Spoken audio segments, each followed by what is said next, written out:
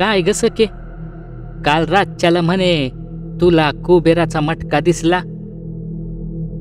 पारीनं सखूबाईला विचारलं. या मिरीला काही सांगायची सोय नाही बघ. अगं काय घेऊन बसलीस त्या मटक्याचं? अंधारात मला आपली हाक ऐकाय आली. मागं बघितलं तर मटकं होतं, पण कुणास ठाऊक मटक्यात काय ठेवलं होतं. मी घाबरून पळून आले. तोंड वाकडं करीत सखू म्हणाली. अगं पण मिरी म्हणत होती त्यो कुबेराचा मटका असतोय, त्याचा खजिना भेटला असता की तुला. पारी डोळे मोठं करीत म्हणाली. अगं हट, असं कुठं असतंय वय? खजिना बिजिना सगळं बंडल कथा सांगते ती मिरी. सकूने आवाज चढवत म्हटले. सखू आणि पारू यांचं संभाषण मागून येणाऱ्या म्हाताऱ्या आजीनं ऐकलं होतं. नाही पोरींनो, ते सगळं खरं असतं. खजिना असतुया, पण त्यो यताळाचा मटका असतो. नशिबानं गाठ पडती त्याच्याशी. घरी येताना लय सोनं घेऊन येतो, पण त्याचं पथ्य पाळायला लागतंय. त्यो ज्याला भेटलाय फकुस्त त्याच्या सोबतच राहतो. त्यो माघारी जाऊ नये म्हणून मटक्यातल्या नाण्यानं घराचं उंबारठ बंद करावं लागतं. त्याला एकटं टाकून घरातनं बाहेर पडता यायचं नाही, आणि त्याच्याबद्दल कुणाला सांगायचं बी नसतं. म्हातारी कापऱ्या आवाजात म्हणाली. आजी खरंच का? मग मला थांबाय पाहिजे होतं का तिथं? सखू चिंताग्रस्त होऊन विचारू लागली. त्यावर म्हातारीने सखूला समजावले. अगं नाही पोरी, बरं झालं तू नाही थांबलीस ते. अगं त्याचं पथ्य तुला झेपलं नसतं. मर पाऊस तुला घरातच राहावं लागलं असतं. त्याचं पथ्य जर नाही पाळलं गेलं तर त्यो दिलेलं समद परत घेऊन जातो. हे साधं सुधं नसतं बाळा. जर खुशी खुशी देतय तर तसंच जाताना काढून बी घेऊ शकतं.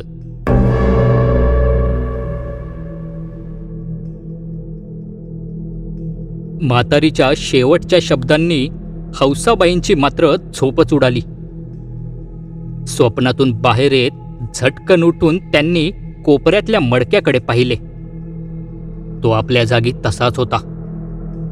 हौसाबाईंना आठवलं, लहानपणी त्यांची मोठी बहीण सखू आणि तिची मैत्रीण पारू यांच्यात तो विषय निघाला होता. आजीनेही त्या प्रकाराबाबत सांगितलं होतं. त्यावेळी बाजूला झोपेचं सोंग घेतलेल्या हौसाने ते सर्व संभाषण कान देऊन ऐकलं होतं. म्हणून तर आज जेव्हा तो प्रसंग स्वतःसोबत घडला तेव्हा त्यांना मुळीच भीती वाटली नव्हती. तसंही घरची दरिद्री सुखाने जगून देत नव्हती. मग येणारी संधी का सोडायची? जी काही पथ्य पाळायची आहेत ती पाळता येतील. जी खबरदारी घ्यायला लागेल ती घेता येईल. परंतु या गरिबीतून बाहेर निघायचेच, असा जणू निर्धारच हौसाबाईंनी केला होता. यात पुढे काय उलटसुलट घडेल ते नशिबावर सोडून आजीकडून ऐकले तेवढे करायचे असे त्यांनी ठरवले. दुसऱ्या दिवशी बलवंत काहीसा हताश चेहऱ्यानेच घरी आला.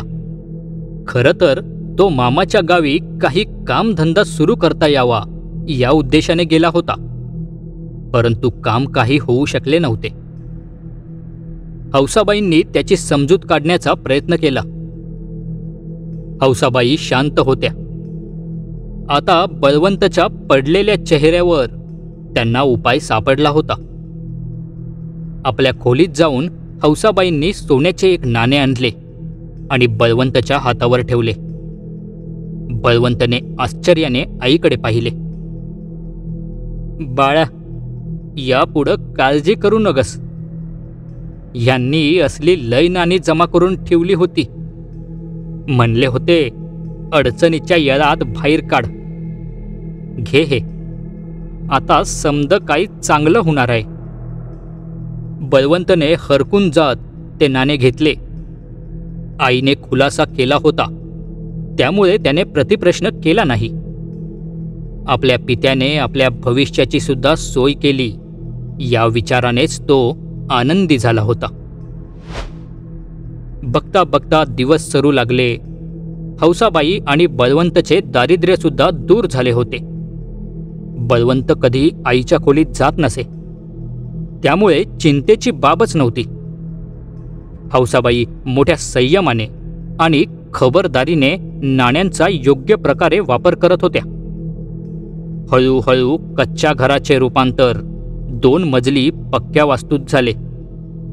परंतु मूळ घराचे उंबरठे आणि हौसाबाईंची जुनी खोली यांना मात्र अजिबात धक्का लागला नव्हता.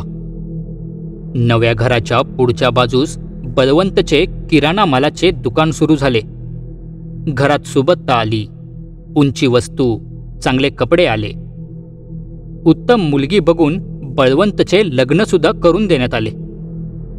काही वर्षातच गावात बळवंतला बळवंत शेठ म्हणून संबोधले जाऊ लागले. पण या सर्वात कसोटी लागली होती ती हौसाबाईंची. पैसा नसला तरी त्रासदायक आणि असला तर आणखीन त्रासदायक, याचा प्रत्यय हौसाबाई घेत होत्या. घरातून बाहेर पडण्याची सोय नव्हती. बाहेर जावं लागू नये यासाठी नव्या घरात त्यांनी सर्व व्यवस्था केली होती. परंतु घर बांधून पूर्ण होईपर्यंत मात्र त्यांना फार जड गेलं होतं. बळवंतची सोयरीक जुळवताना अथवा त्याच्या लग्नप्रसंगावेळीसुद्धा हौसाबाईंनी अगदी बाजूच्या मंदिरात जाण्याचे टाळले होते. एक एक करून त्यांनी विचारपूर्वक नाणी खर्च केली होती. पण आश्चर्य यात होतं की ते मडके अजूनही सोन्याच्या नाण्यांनी काठोकाठ भरलं होतं. बळवंत ती नाणी घेऊन दूर मोठ्या शहरात जायचा आणि बदल्यात पैसे घेऊन यायचा. बळवंतच्या मनात कित्येकदा तो विचार आला की इतकं धन आपल्याकडे पूर्वीपासून होतं, तर आपलं बालपण गरिबीत का गेलं? त्याने आईला कित्येकदा विचारलं की नक्की हे धन आहे तरी कुठे. परंतु हौसाबाईंनी त्याला स्पष्ट ताकीद दिली होती की त्याने या विषयात पडायचं नाही. वेळ आली की काय करायचं ते त्या स्वतः बळवंतला सांगणार होत्या. शिवाय हौसाबाईंच्या खोलीत जाण्याची कुणालाही परवानगी नव्हती, अगदी बळवंत आणि त्याची पत्नी रुपाली यांनाही नाही. पण हे रहस्य हौसाबाई किती दिवस लपवून ठेवणार? आणि ते धनाचं मडकं कधीपर्यंत त्यांच्या खोलीत राहील? हौसाबाईंना कधी ना कधी तर त्या घरातून बाहेर जावंच लागणार होतं. जिवंत नाहीतर मृतावस्थेत तरी. मग त्यानंतर काय? आजकाल हौसाबाईंच्या मनात हे प्रश्न थैमान घालू लागले होते. पाहायला गेलं तर आता नव्या धनाची अपेक्षा नव्हती, परंतु जे काही जमा केलंय ते तरी आपल्या कुटुंबासाठी टिकून राहायला हवं की. हौसाबाईंना इतकंच हवं होतं. त्यांचं वय आता वाढलं होतं. छोट्या छोट्या गोष्टींचा विसर पडू लागला होता. त्या रात्री आपल्या खोलीत हौसाबाई कितीतरी वेळ अंथरुणात तळमळत होत्या. इतकी वर्ष आपण हे सर्व सांभाळलं. या मडक्याच्या जीवावर एक एक इच्छा पूर्ण करत गेलो. पण आपल्या मागे काय होणार आणि कसं होणार याची चिंता हौसाबाईंना लागली होती. मडक्याचं रहस्य कुणालाही सांगणं म्हणजे अट मोडल्यासारखं होईल. आतापर्यंत दिलेलं सगळं काही ते मडकं माघारी घेऊन जाईल. काय बरं तोडगा काढावा. रात्रभर विचार करून शेवटी हौसाबाईंना काहीतरी सुचलेच. हौसाबाई जाणून होत्या, बळवंत जरा उतावीळ स्वभावाचा आहे. याउलट रुपाली समंजस आणि विचारी होती. आपल्या योजनेत रुपालीला अशा प्रकारे समाविष्ट करायचे जेणेकरून त्या मडक्याच्या अटी पाळल्या जातील आणि आपल्या मागे या घरावर आणि संपत्तीवर कोणतेही संकट येणार नाही. सारासार विचार करूनच हौसाबाईंनी रुपालीजवळ विषय काढण्याचे ठरवले. दुसऱ्या सकाळी जाग आली तेव्हा हौसाबाईंचं डोकं ठणकत होतं. एकाएकी थकवा जाणवू लागला होता. कदाचित रात्री नीट झोप झाली नसल्याचा तो परिणाम असावा. प्रकृतीबाबत अशा छोट्या मोठ्या कुरबुरी सुरू होण्याचं ते वय होतं. हौसाबाईंना याची कल्पना होती. म्हणूनच त्यांच्या मनात चलबिचल होती. बळवंत दुकानावर जाण्याच्या तयारीत होता. काही दिवसांसाठी माहेरी गेलेली रुपाली आज रात्रीच परतणार होती आणि आज रात्रीच तिला विश्वासात घेऊन हौसाबाई प्रकरणाची कल्पना देणार होत्या. रुपालीशी बोलताना शब्दांची किती मर्यादा जपायची आणि कितपत खरं सांगायचं यावरच हौसाबाई दिवसभर विचार करत होत्या. बाहेर बराच अंधार पडला होता. रात्रीचे 10 वाजून गेले असावेत. गावाकडे येणाऱ्या रस्त्यावरून पिवळ्या रंगाचे 2 टिमटिमते दिवे पुढे सरकत होते. कच्च्या रस्त्यावर धक्के खात जीप सामान्य वेगाने धावत होती. बाकी प्रवाशांना त्यांच्या गावी सोडून त्या एका महिलेसाठी ड्रायव्हर या गावी येत होता. जीपमध्ये फक्त ते दोघेच होते. मागे रुपाली बसली होती. पुढे बसलेला ड्रायव्हर समोरच्या रस्त्याबरोबरच आजूबाजूलाही नजर ठेवून होता. रात्रीची वेळ असल्याने त्याचे डोळे पेंगाळले होते. परंतु त्या वळणापर्यंतच. त्यानंतर मात्र डोळ्यांवरची झापडं आपोआप उतरली. डोळे फाडून तो बाजूच्या टेकडीकडे पाहत होता. वरून एक भला मोठा दगड घरंगळत खाली रस्त्यावर येत होता. ड्रायव्हरने प्रसंगावधान राखत करकचून ब्रेक दाबले. परंतु शेवटच्या क्षणाला त्याला जाणवले की टेकडावरून खाली येणारा तो दगड नसून दुसरेच काहीतरी आहे. मानवापेक्षा मोठे आणि हत्तीसारखे जाड. त्याहून उपर की ते जिवंत असल्यासारखे हालचाल करत होते. ड्रायव्हर निर्बुद्ध होत थरथर कापू लागला. भीतीमुळे शरीरात ताठरपणा आला. मागे बसलेल्या रुपालीच्या ध्यानीमनी तो प्रकार आलाच नाही आणि जवळ येणारा तो आकार आणखी मोठा होत होत जीपच्या बोनेटवर येऊन आदळला. धडाम! एक मोठा आवाज त्या परिसरात कांठिळ्या बसवत गेला. जीप हवेत फेकली गेली. तत्पूर्वीच ड्रायव्हरने खाली उडी मारली होती. पण बिचारी रुपाली मात्र त्या जीपसोबतच 15-1 फूट उंच हवेतून खाली येऊन कोसळली. हल्ला इतक्या प्रचंड ताकदीचा होता की जीपचा चकनाचूर झाला आणि रुपाली सुद्धा जागीच गतप्राण झाली. हा साधासुद्धा वार नव्हता. त्यात न आवरता येण्याजोगा संताप होता. रुपालीला सर्व माहीत पडेल या नुसत्या कल्पनेनंच तिचा बळी घेतला होता. गुप्तधनाची वाट अत्यंत कठीण. सापडली तरी तिची मर्जी राखणं त्याहून कठीण. म्हणून सामान्य माणसाने कधी तिच्या नादी लागू नये. कारण जितकं तुम्हाला त्यातून मिळेल त्याच्या कितीतरी पटींनी अधिक तुम्हाला गमवावे लागेल. रुपालीची वार्ता रात्री 1 वाजेपर्यंत घरी येऊन धडकली आणि बळवंत वेड्यासारखा धावत घराबाहेर पडला. आतल्या खोलीतून बाहेर येणाऱ्या हौसाबाईंनी देखील ते ऐकले मात्र, आणि त्यांच्या छातीत एक जोरदार कळ उत्पन्न झाली. हौसाबाई धडपडत बाहेर आल्या आणि बळवंतला थांबण्यासाठी हाक मारू लागल्या. त्याला सर्व काही सांगून टाकावं एकदाचं, असं मनोमन वाटलं. बळवंत मात्र पुढे धावतच होता. त्या गडबडीत काही सुचेनासं होऊन हौसाबाई देखील पुढे जाऊ लागल्या. बळ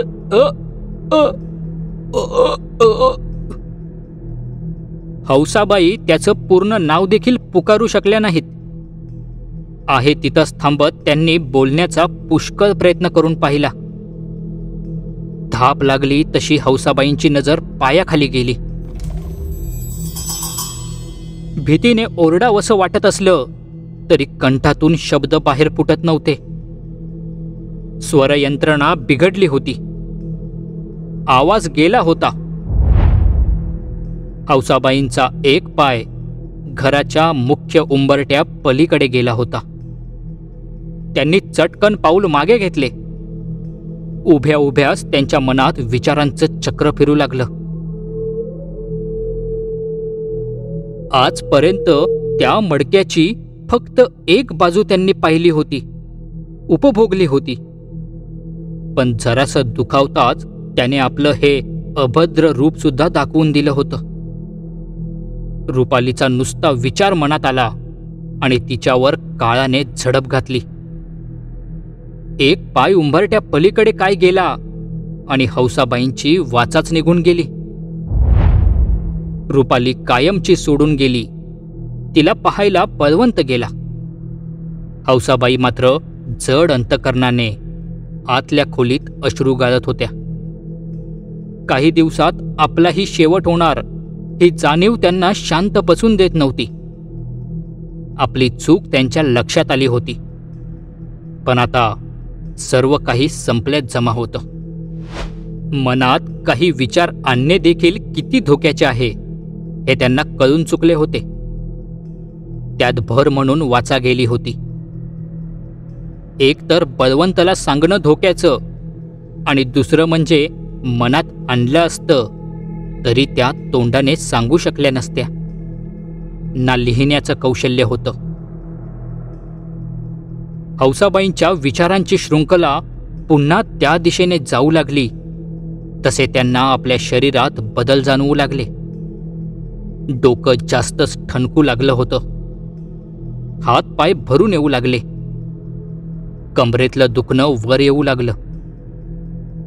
हे काय आता नवीन, असं वाटेपर्यंतच हौसाबाईंच्या छातीत एक जोरदार कळ उठली आणि जमिनीवर 2 क्षणाची धडपड झाली.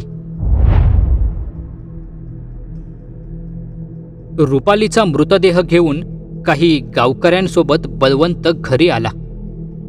तेव्हा समोर आईचा निष्प्राण देह पाहून त्याचे तर सर्वांग गळाले. गावकऱ्यांनी कशीबशी समजूत काढली. रुपालीच्या मृतदेहाची अवस्था फारच वाईट असल्याने दोन्ही देहांना तात्काळ अग्नी देण्याचे ठरवण्यात आले. गावकऱ्यांनी रात्रीच एकमेकांच्या मदतीने सगळी व्यवस्था केली. आपल्या आई आणि पत्नीला अग्नी देऊन बळवंत दुःखी मनाने घरी परतला. घरी एकट्या बसलेल्या बळवंतला दुःखाच्या सागरापुढे काही सुचत नव्हते. रडून ओरडून तो आपला शोक व्यक्त करत होता. काही काळ गेला तसा बळवंत भानावर येऊ लागला. आपलं घर, घराच्या भिंती, यात दडलेल्या आईच्या, पत्नीच्या आठवणी तो डोळ्यांसमोर आणू लागला. त्याला आठवलं काहीतरी गुपित होतं जे वेळ आल्यावर आई सांगणार होती. आईची खोली दिसली तसे तो तिकडे वळला. दार उघडेच होते. बळवंत आत शिरला. सगळ्या खोलीभर नजर फिरली आणि नजरेतून कोपरा सुटला नाही. अचंबित होऊन तो पुढे सरसावला. कोपऱ्यात एक खड्डा करून बसवलेलं मडकं होतं. बळवंतने जवळ जात त्यावरचं झाकण काढलं. मडकं काठोकाठ भरलं होतं. मातीनं. सोबत एक उग्र आणि घाणेरडा दर्प येऊ लागला. मडक्यातले धन फक्त हौसाबाईंसाठी होते. त्या गेल्या तसे सोन्याच्या नाण्यांचे मातीत रूपांतर झाले होते. विषय फक्त एकच उरला होता, आतापर्यंत वापरलेल्या धनाचा. ही घाण आईनं कशाला ठेवली? बळवंतने पुटपुटतच ते जड मडकं उचललं आणि बाहेर जाऊन फेकलं. मडकं मातीचं होतं, शिवाय भरलेलं. इतक्या ताकदीनिशी ते फेकलं, परंतु फुटलं कसं नाही? घराच्या समोर दिसणाऱ्या मडक्याकडे पाहून बळवंत एव्हाना आश्चर्य व्यक्त करतच होता की घराच्या भिंतींना चिरा पडू लागल्या. छप्पराचा काही भाग खाली कोसळू लागला. दोन्ही बाजूचे उंबरटे उखडून बाहेर निघाले. काय होते हे समजेपर्यंत एक एक करत घरातल्या साऱ्या वस्तू आणि मग ते घर, असं सगळं काही मातीत मिळालं, अगदी बळवंत सकट. उरलेल्या मातीच्या ढिगाऱ्याला पाठ दाखवत ते मडकं डुलत डुलत पुढे जाऊ लागलं, एका नव्या घराच्या शोधात. समाप्त. मित्रांनो, कथा आवडली असल्यास लाईक करा, शेअर करा आणि आपल्या चॅनलला सबस्क्राईब करायला विसरू नका. भेटूया लवकरच पुन्हा एकदा एका नवीन कथेसोबत. धन्यवाद.